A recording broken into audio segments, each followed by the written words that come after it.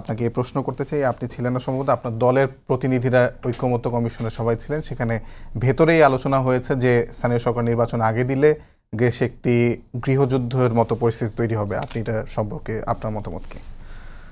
প্রথম কথা হচ্ছে যে যারা নির্বাচন চাচ্ছে না, বড় দল হিসেবে বিএনপির বক্তব্য যেটা বারবার আসছে, তার যুক্তিটা কি?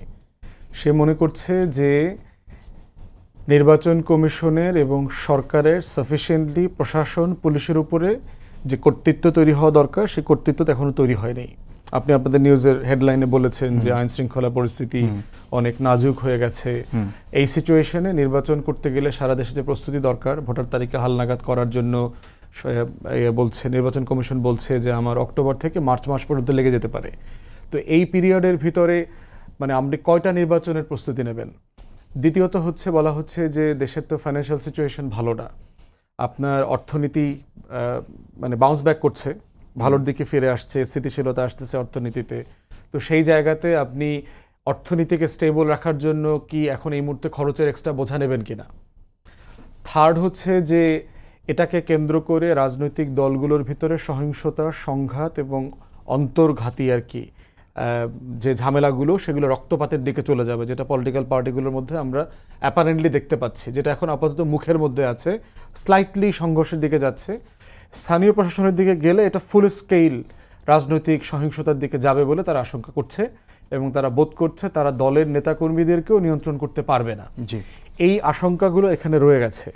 তো সেক্ষেত্রে যেহেতু অন্তর্বর্তীকালীন সরকারের একটা সম্মতির ভিত্তিতে রাষ্ট্র পরিচালনা করবার একটা জায়গা আছে এবং তারা এই বার্তাটা পলিটিক্যাল পার্টি ফিল করছে, তার ম্যান্ডেট হচ্ছে জাতীয় নির্বাচন, সংস্কার, বিচার, জাতীয় নির্বাচন, অন্য কোনো নির্বাচন তার ম্যান্ডেটে থাকা উচিত না বলে অনেক রাজনৈতিক দল ফিল করতেছে। এখন সেই বাস্তবতায় আমি কনভিন্স না যে স্থানীয় সরকার নির্বাচন হইলে দেশে আসলে কোনো ধরনের ক্ষতি হবে। এ ব্যাপারে আমি পার্সোনালি ব্যক্তিগতভাবে আমি কনভিন্স আছি। ডিফারেন্ট কারণে হইতে পারে, কারণ যেই যুক্তিতে বলা হচ্ছে যে স্থানীয় নির্বাচন হওয়া উচিত না, তার প্রত্যেকটা যুক্তি জাতীয় নির্বাচনের ক্ষেত্রেও প্রযোজ্য। তো যেই স্বরাষ্ট্র উপদেষ্টা স্থানীয় প্রশাসন নির্বাচনের সময় আইন শৃঙ্খলা রক্ষা করতে পারবে না, শুধু জাতীয় নির্বাচনের সময় পারবে না। যেই নির্বাচন কমিশন ভোটার তালিকা স্থানীয় নির্বাচন করবার জন্য হালনাগাদ করতে পারবে না, সে জাতীয় নির্বাচনের সময় পারবে না। যেই নির্বাচন কমিশন সারা বাংলাদেশে একই দিন, আর স্থানীয় প্রশাসনের সুবিধা আছে, আপনি ফেজ আউট করে নির্বাচন করতে পারবেন। ঢাকা বিভাগে করলেন, 2টা জেলায় করলেন, 4টা জেলায় করলেন, 10টা জেলায় করলেন, 3টা সিটি কর্পোরেশনে করলেন। অবশ্য স্থানীয় সরকার যে সংস্কার কমিশন হয়েছে তারা অবশ্য সব একযোগে করার সম্ভবত একটা সুপারিশ দিয়েছে। ওইটা প্র্যাকটিক্যাল হয়তো নাও হইতে পারে, যদি আপনি বোধ করেন যে ইলেকশন কমিশনের ক্যাপাসিটি কম্প্রোমাইজড হয়ে গেছে ফর জেনুইন রিজন। আপনি যখন একটা কম্পিউটার 16 বছর ধরে টাইপ করবেন না, তখন আপনার আঙ্গুলেও জং ধরবে, কম্পিউটারের কিবোর্ডেও জং ধরবে। এই রাষ্ট্র তো 16 বছরে কোনো নির্বাচন করে নাই, সে লুটপাট বাটপারি করছে। অতএব নির্বাচন কমিশনের সক্ষমতাও তো প্রশ্নবিদ্ধ হয়ে গেছে। আপনি তাকে যদি সব লজিস্টিক্স দিয়েও দেন, তারপর তো সে ল্যাপটপ চালাতে পারবে না, কারণ ল্যাপটপটা 16 বছর ওপেন করা হয়নি।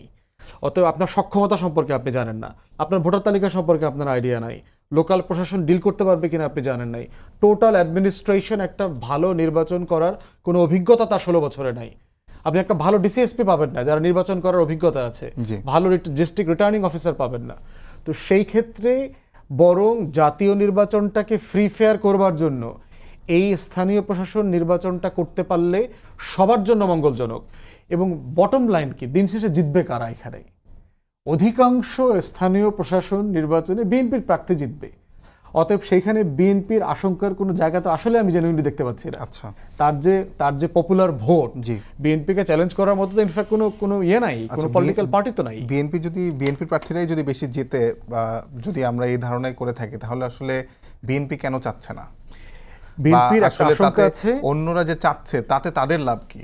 অন্য ছোট দল, জাতীয় নাগরিক কমিটি হোক বা জামায়াত তুলনামূলক বড় দল, এবি পার্টি চাচ্ছে। ঠিক যে কারণে নাগরিক কমিটি, সরকার, সম্পর্ক, কিংস পার্টি, এই যে আলোচনাটা হচ্ছে, ধারণা করা হচ্ছে বিএনপি পার্টিকুলারলি তার যেহেতু একটা 111-এর ট্রমা আছে, সে বোধ করছে যে আমি আবার একটা 111-এর ট্র্যাপে পড়তে যাচ্ছি কিনা, যে স্থানীয় সরকার নির্বাচন ফেজ আউট করতে করতে দেখা যাবে জাতীয় নির্বাচনটা আরও পিছিয়ে যাবে, হয়তো নেক্সট ইয়ার ডিসেম্বরে চলে যাবে।